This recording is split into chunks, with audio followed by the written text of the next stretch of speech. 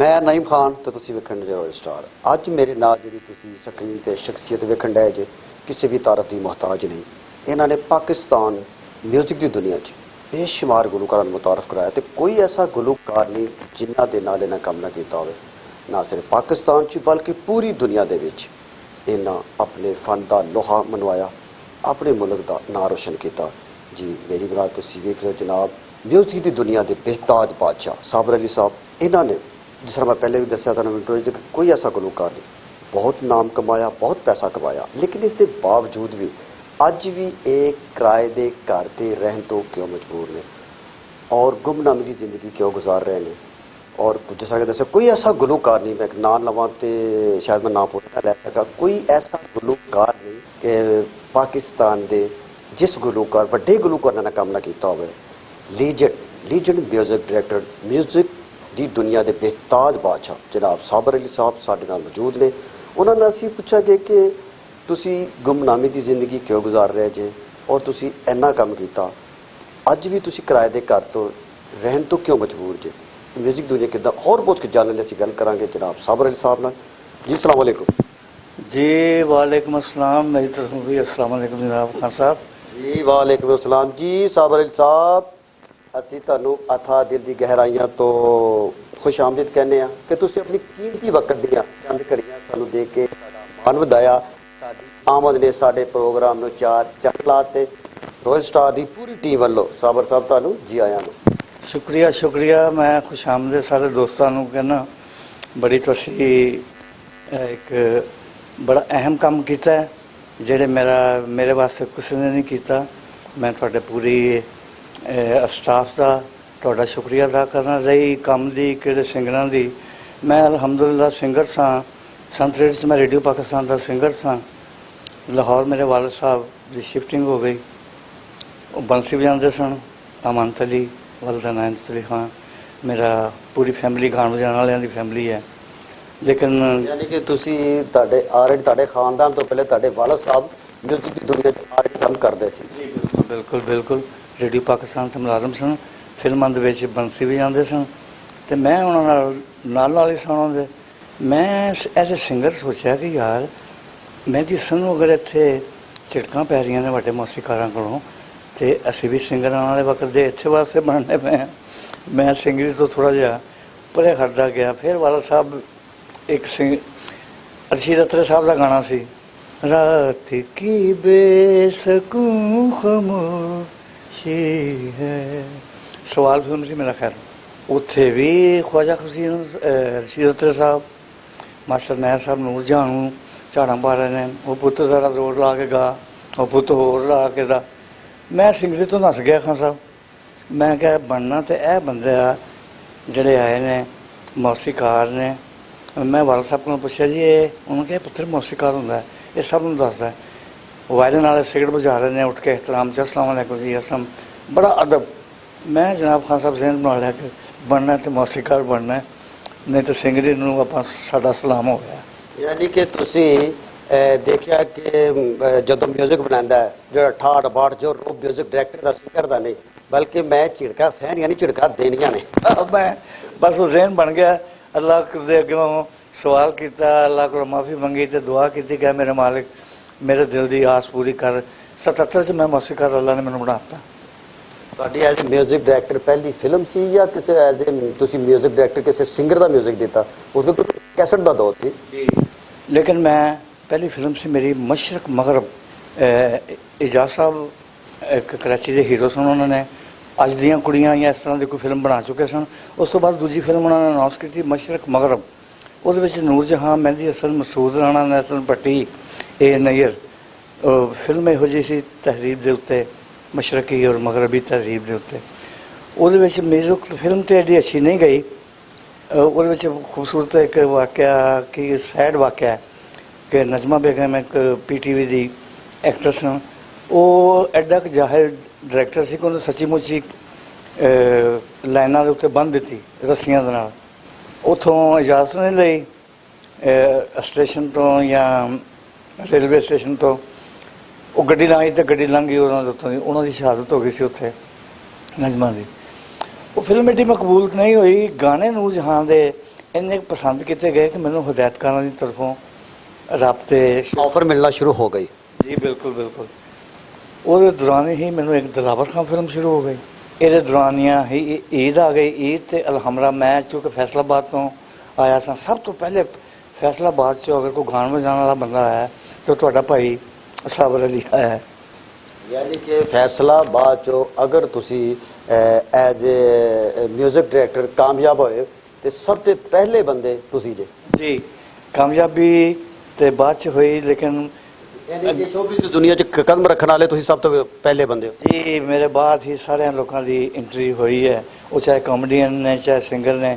Even Nusrat Fateh Ali Khan ਉਹ ਮੇਰੇ ਬੜੇ ਮੁਹਤਰਮ ਨੇ, ਬਹੁਤ ਵੱਡਾ ਖਾਨ ਸਾਹਿਬ ਸੀ, ਮੇਰੇ ਪੜੋਸੀ ਸਨ। ਮੈਂ ਵੀ ਚੰਗ ਬਾਜ਼ਾਰ ਰਹਿੰਦਾ ਸਾਂ, ਉਹ ਵੀ ਚੰਗ ਬਾਜ਼ਾਰ ਰਹਿੰਦੇ ਸਨ। ਤੇ ਦਿਲਾਵਰ ਖਾਨ ਫਿਲਮ ਮਿਲ ਗਈ। ਇਸੇ ਦੌਰਾਨੀਆਂ ਈਦ ਆਈ ਹੈ ਤੇ ਈਦ ਤੇ ਮੈਂ ਆਪਣੇ ਘਰ ਗਿਆ। ਮੇਰਾ ਦੋਸਤ ਸੀ ਸ਼ੇਖ ਬੜੀ ਨਿਜ਼ਾਮੀ, ਉਹਨੇ ਮੇਰੀ ਇੱਕ ਮਹਿਫਲ ਰੱਖ ਲਈ ਅਲਖਿਆਮ ਹੋਟਲ 'ਚ, ਸਾਹਮਣੇ ਰਹਿਮਤ ਗ੍ਰਾਮੋਫੋਨ ਸੀ। ਉੱਥੇ ਚੀਫ ਗੈਸਟ ਸੀ ਰਹਿਮਤ ਗ੍ਰਾਮੋਫੋਨ, ਭਾਈ ਰਹਿਮਤ ਦਾ ਨਾਂ ਸੀ। ਉਹਨਾਂ ਨੇ ਮੈਨੂੰ ਕਿਹਾ ਕਿ ਮੈਂ ਰਾਤ ਨੂੰ ਉੱਥੇ ਸਟੇਜ ਤੇ ਆਈ ਨਾ ਜੋ ਦੇਖਾ ਤੋ ਮੈਂ ਸ਼ਰਮਾ ਗਈ, ਨੂਰ ਜਹਾਂ ਨੇ ਗਾਣਾ ਗਾਇਆ। अपने ही साए से मैं घबरा गई, पहले से भी ज़्यादा मेरी शान हो गई, रेशमा तो पहले मैं जवान हो गई होए, रेशमा तो पहले।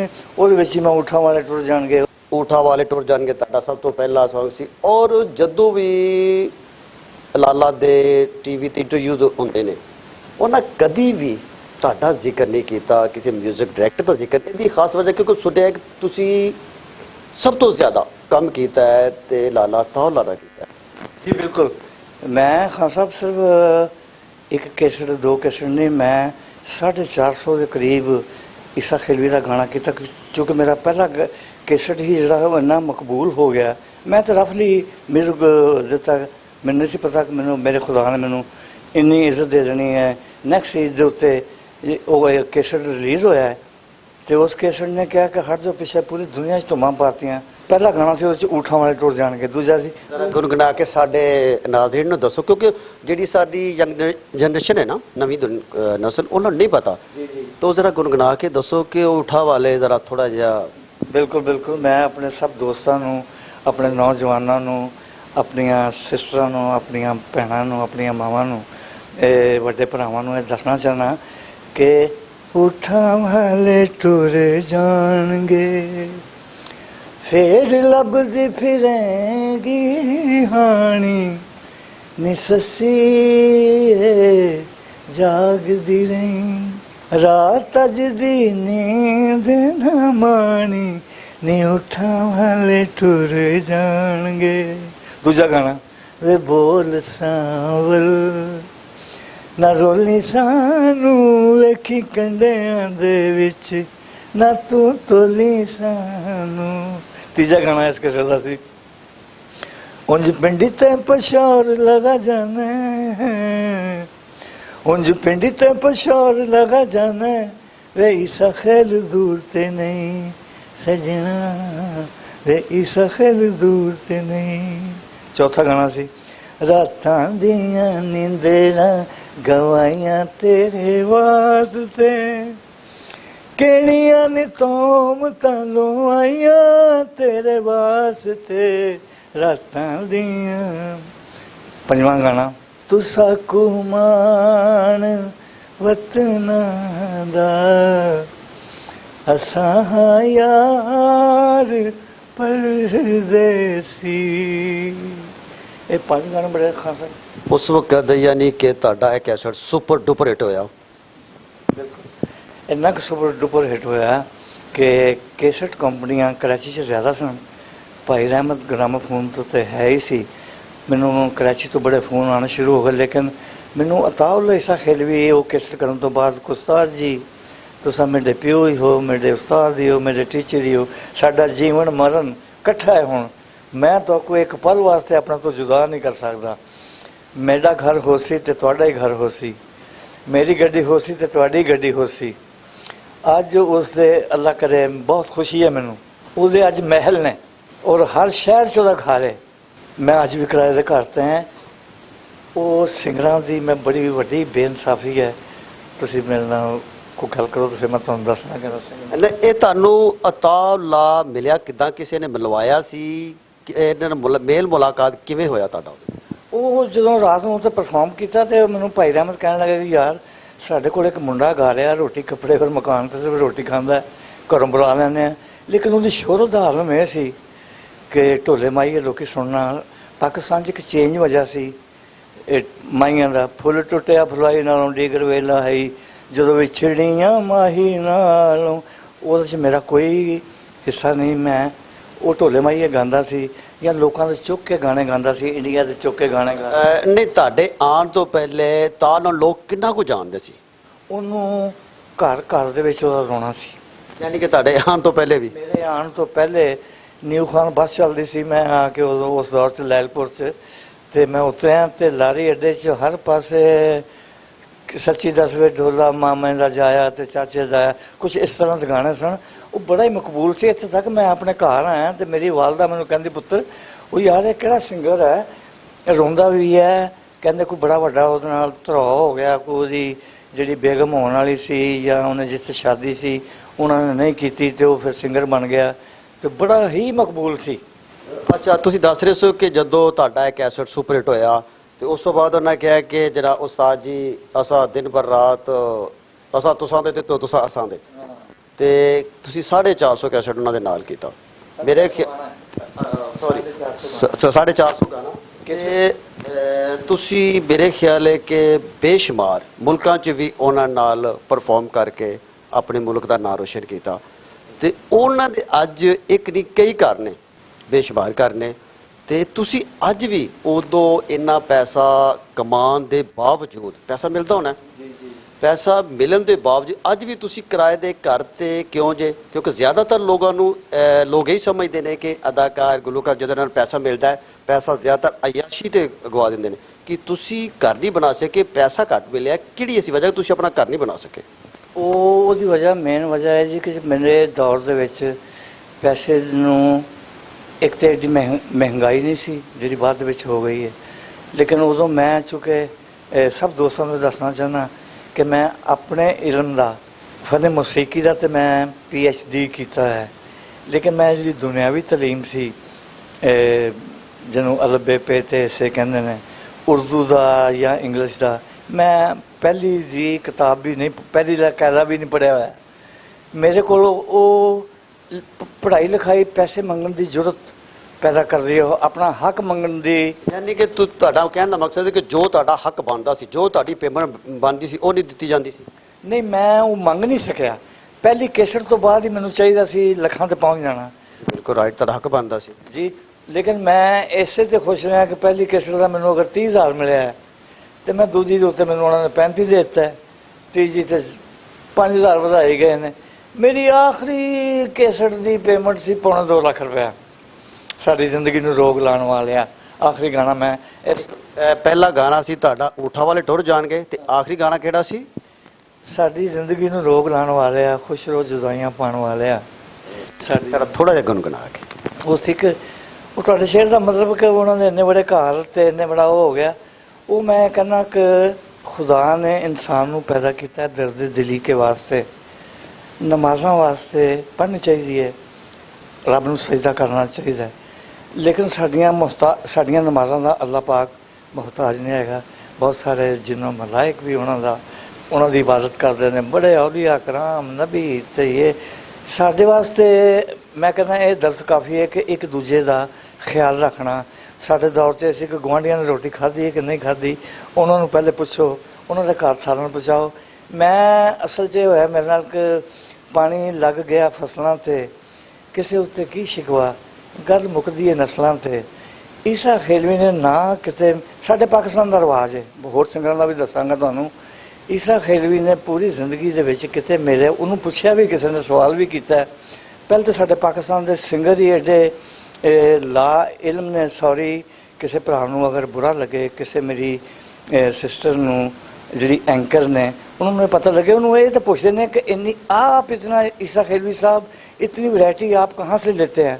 ਉਹਦੇ ਕੋਲ ਇੱਕ ਹੀ ਜਵਾਬ ਹੈ ਕਿ ਮੇਰੇ इलाके की मट्टी जरखेज़ है। मियाँ वाली में क्या है, मियाँ वाली मेरी अपनी है, मियाँ वाली पाकिस्तान च खान साहब, ਪਾਕਿਸਤਾਨ ਦੀ ਹਰ ਚੀਜ਼ ਸਾਡੀ ਆਪਣੀ ਹੈ। पाकिस्तान च साडी चीज़ अपनी है। तो फिर उत्थे मेरा तो बहुत ही हक बन गया ना उत्थे कि मैं अपने रातों के जगराते कट कट के मियाँ वाले दे सिंगरां नूं ਹਾਈਲਾਈਟ ਕੀਤਾ। हाईलाइट किया, जिहदे विच सारे फरिश्त ईसा खेलवी नूं इंटरनेशनल सिंगर बनाने वाला तुहाडा भाई है।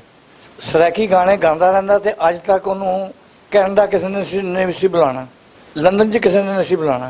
मैं उहदे वास्ते Urdu item, Saraiki item, Sindhi item, Pashto गायकी, मतलब एक हर वेले मंगा तेरी खैर सोहणिया, ओ राशा राशा राशा पखैर सोहणिया, ओ नाल सजना दे बहारां होंदियां, सजना बाजो नहीं गुजारा होंदियां, दिलां आखें आखां तैनूं अलविदा,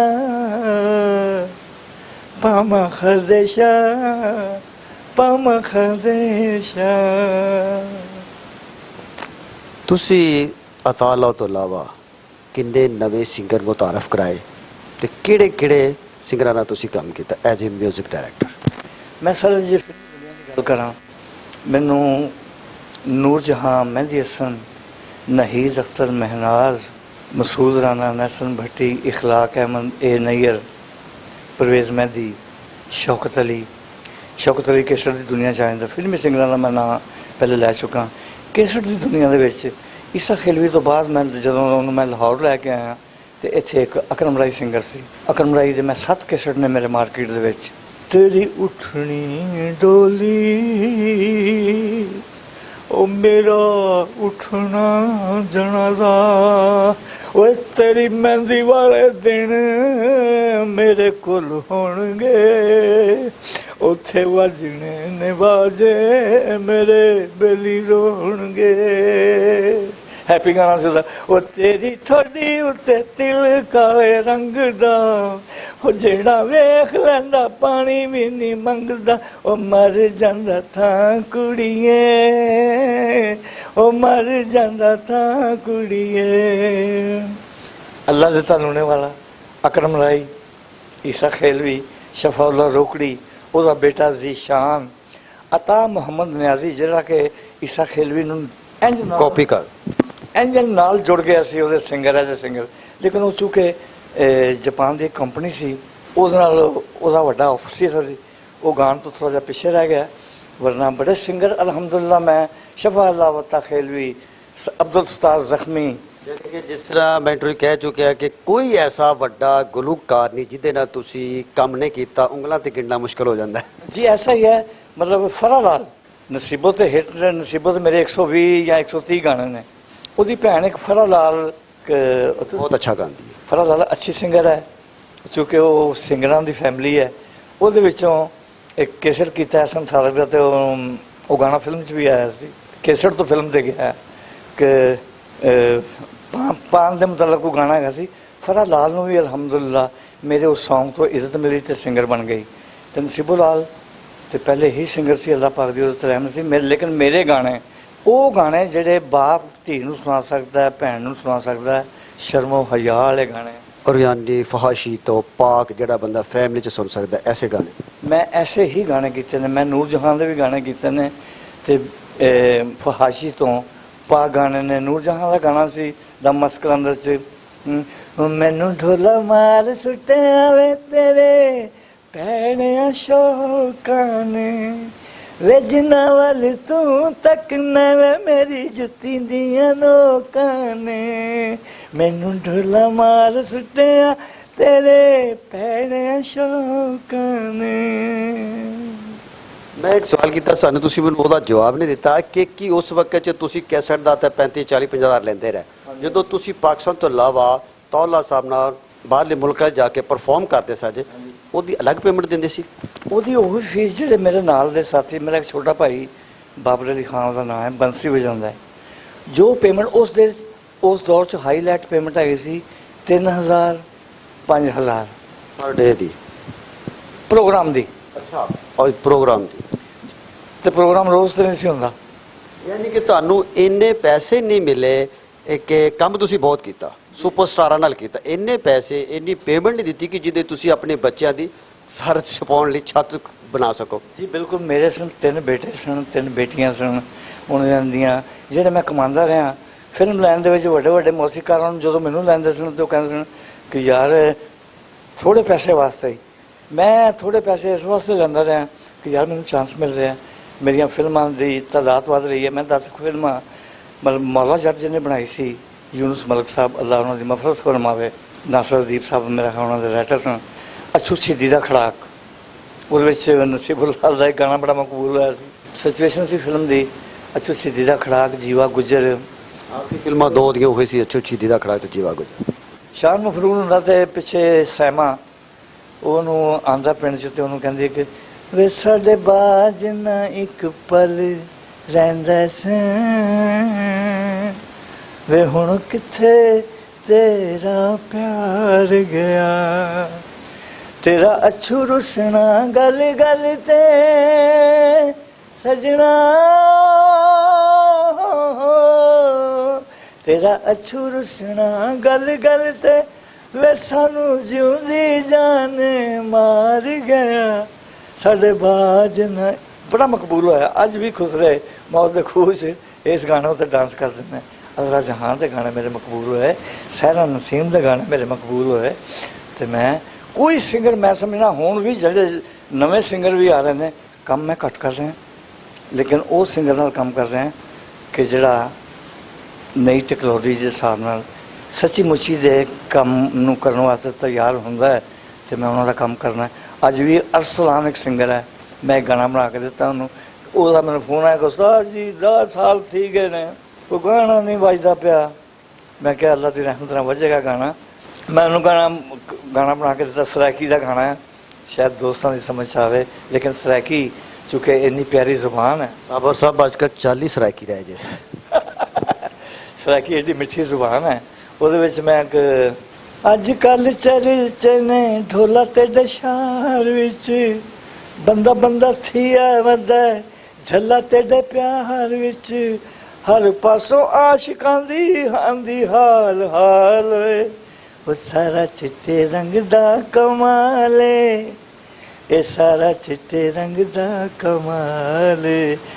ਅਰਸਲਾਨ ਇੱਕ ਸਿੰਗਰ ਹੈ, ਉਹਨੇ ਮੈਨੂੰ ਫੋਨ ਦੇ ਉੱਤੇ ਕਹਿ ਕੇ ਗਾਣਾ ਬਣਵਾ ਕੇ ਰਿਕਾਰਡ ਕਰਕੇ ਅੱਜ ਤੱਕ ਟੈਡੀ ਪੈਸਾ ਨਹੀਂ ਦਿੱਤਾ। ਅੱਛਾ ਸਾਬਰ ਸਾਹਿਬ, ਇੱਕ ਗੱਲ ਸੁਣੋ ਬੜੀ ਖਾਸ ਤੋਂ, ਅੱਜ ਕੱਲ੍ਹ ਨਾ ਅਖਬਾਰਾਂ ਦੀ ਖਬਰ ਅੱਜ ਕੱਲ੍ਹ ਬਹੁਤ ਜ਼ੀਨਤ ਬਣੀ ਹੋਈ ਹੈ ਕਿ ਤੁਹਾਡੇ ਜਿਹੜੇ ਤੁਸੀਂ ਫੌਜ ਵਾਸਤੇ ਤਰਾਨੇ ਲਿਖੇ ਬਹੁਤ ਸਾਰੇ ਮਕਬੂਲ ਵੀ ਹੋਏ, ਤੁਹਾਡੇ ਹੀ ਤਰਾਨੇ ਜਿੱਦਾਂ ਤੁਹਾਡਾ ਮਿਊਜ਼ਿਕ ਹੈ ਉਹ ਚੋਰੀ ਕਰਕੇ ਆਪਣੇ ਨਾਂ ਤੋਂ YouTube ਤੇ ਚੱਲ ਰਹੇ ਨੇ ਅਤੇ ਅੱਜ ਕੱਲ੍ਹ ਅਖਬਾਰਾਂ 'ਤੇ ਖਬਰ ਬੜੀ ਗਰਦਿਸ਼ ਕਰ ਰਹੀ ਹੈ, ਹਰ ਅਖਬਾਰਾਂ ਦੀ ਜ਼ੀਨਤ ਬਣ ਰਹੀ ਕਿ ਤੁਸੀਂ ਉਹਨਾਂ ਦੇ ਖਿਲਾਫ ਅਦਾਲਤ ਜਾ ਰਹੇ ਜੇ। ਇਹਦੇ ਬਾਰੇ ਦੱਸੋ ਕਿ ਇਹ ਕਿੰਨੀ ਕੁ ਹਕੀਕਤ ਹੈ, ਵਾਕਈ ਜਾ ਰਹੇ ਹੋ?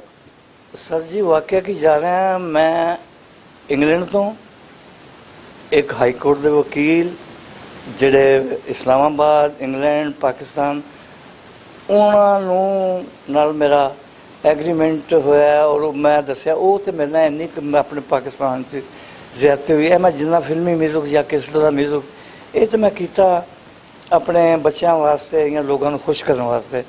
ਮੈਂ ਸੋਚਿਆ ਕਿ ਮੈਂ ਆਪਣੀ ਕੌਮ ਤੇ ਜਿੱਥੇ ਪੈਦਾ ਹੋਇਆ ਉਸ ਮਿੱਟੀ ਵਾਸਤੇ ਅਸੀਂ ਸੁੱਖ ਦੀ ਨੀਂਦਰ ਸੌਂਦੇ ਹਾਂ ਆਪਣੀ ਫੌਜ ਪਾਕਿਸਤਾਨ ਵਾਸਤੇ ਕਿ ਸਾਨੂੰ ਕੋਈ ਫਿਕਰ ਨਹੀਂ ਹੁੰਦਾ ਬੰਬ ਦੇ ਗੋਲੇ ਚੱਲ ਜਾਣ ਤੇ ਸਾਡੇ ਨੌਜਵਾਨ ਸਾਡੇ ਵੱਡੇ ਬ੍ਰਿਗੇਡੀਅਰ ਤੋਂ ਲੈ ਕੇ ਕਰਨਲ ਜਨਰਲ ਜਿਹੜੇ ਨੇ ਉਹ ਸਾਡੀ ਹਿਫਾਜ਼ਤ ਵਾਸਤੇ ਬੈਠੇ ਹੋਏ ਨੇ।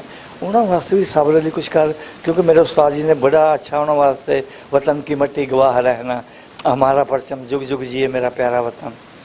ਮੈਂ ਫਿਰ ਮਿਲੀ ਨਗਮੇ ਸ਼ੁਰੂ ਕੀਤੇ ਆਪਣੀ ਫੌਜ ਪਾਕਿस्तान वास्ते, अपनी फ़ौज वास्ते। एक शहीदों की माँ को मेरा सलाम, ज़माने में ऊंचा है जिनका मुकाम, जिनका मकाम।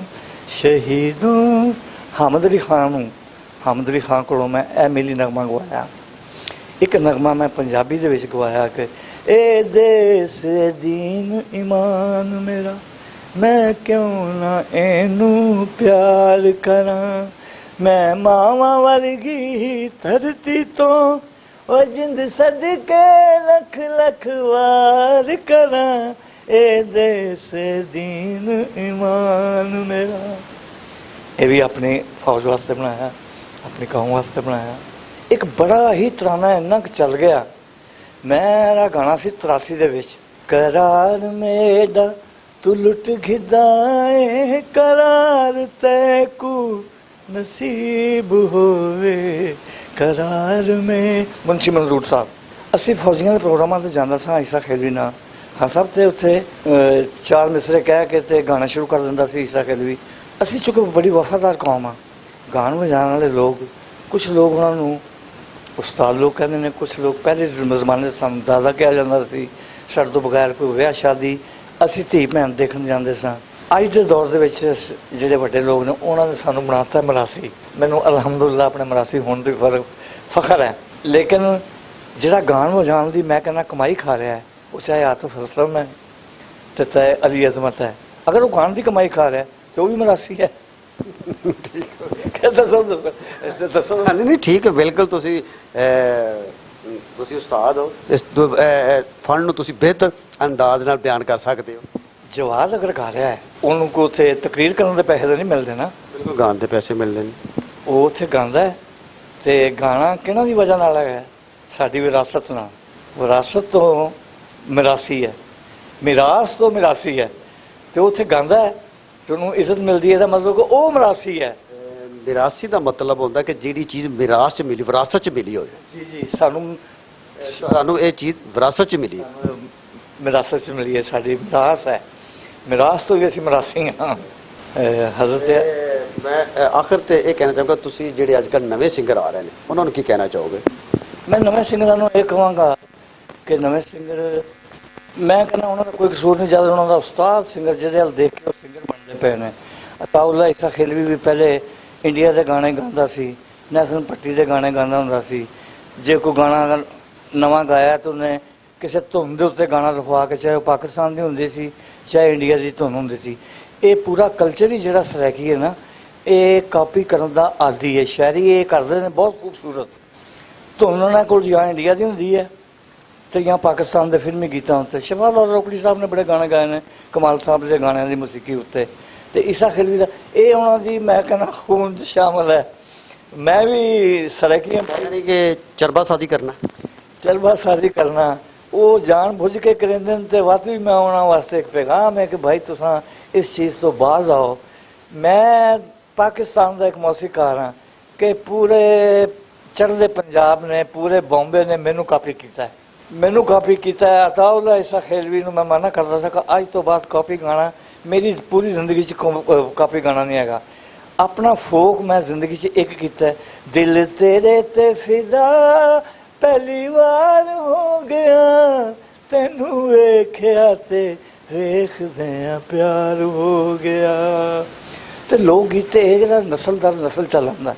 मैनू अलहमदुलिल्लाह लोग नहीं समझते, मैं समझना कि लोग मौसीकी उन्होंने कहते हैं जी नस्ल दर सदियों तो चलती आ रही हो। मैनू खुदा ने यह लकब देता कि लोग मौसीकी का, मैं खुद नहीं लिया। केसर के जोड़े प्रमोटर लोग होंगे सन, जोड़े प्रोड्यूसर सन, वो कहते हैं फोक मौसीकी का लोग मौसीकी का बेताज बादशाह लेके आ रहा है। अल्लाह देते लोने वाले मैं छम छम नचदी फिरा, बोले सजना दा चीची विच छल्ला, मैं छम छम नचदी फिरा बाबा बम बम। अब फोक मौसीकी के बेताज बादशाह लेके आ रहे हैं अकरम राही को, तेरी उठनी है डोली। अब लोग मौसीकी के बेताज बादशाह लेके आ रहे हैं ईसा खिलवी को, ओ चिमटा वजदा जदों वस जाए।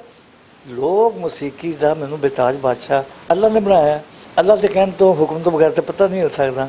उन्होंने लोगों ने बेताज बादशाह अगर मैंने बनाया तो अलहमदुलिल्लाह मैं बेताज बादशाह इस वास्ते आया कि लोगों की फिल्मी मौसीकी कुछ होर तरह की मौसीकी होंदी है। रेडियो पाकिस्तान की मौसीकी मैं दिनी है, अज भी दी है, और काफ़ी देर तो कई सालों तो मैं रेडियो पाकिस्तान के मेरे अदिका कैनी का गाना, फरीहा परवेज़ का गाना, PTV का ना दिल किसे नूं देना ना दिल किसे तो लैना, एवें करके प्यार कुड़ियो वक्तां दे विच ना पैना, बाद रहना किसे नाल अखां नाल लड़ाउणा जी, एवें किसे ठग दियां गल्लां च ना आउणा जी।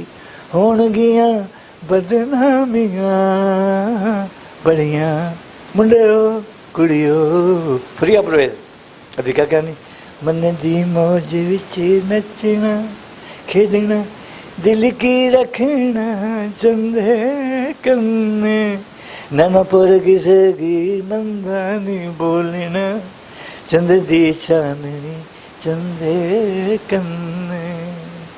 ਆਪਣੇ ਚਾਹਣ ਵਾਲਿਆਂ ਨੂੰ ਕੀ ਕਹਿਣਾ ਚਾਹੋਗੇ? ਆਪਣੇ ਚਾਹਣ ਵਾਲਿਆਂ ਨੂੰ ਇਹੀ ਕਹਿਣਾ ਚਾਹਾਂਗਾ ਕਿ ਖੁਦਾ ਦਾ ਵਾਸਤਾ ਜੇ ਸਭ ਤੋਂ ਪਹਿਲੇ ਹੈ ਸ਼ਾਇਰੀ।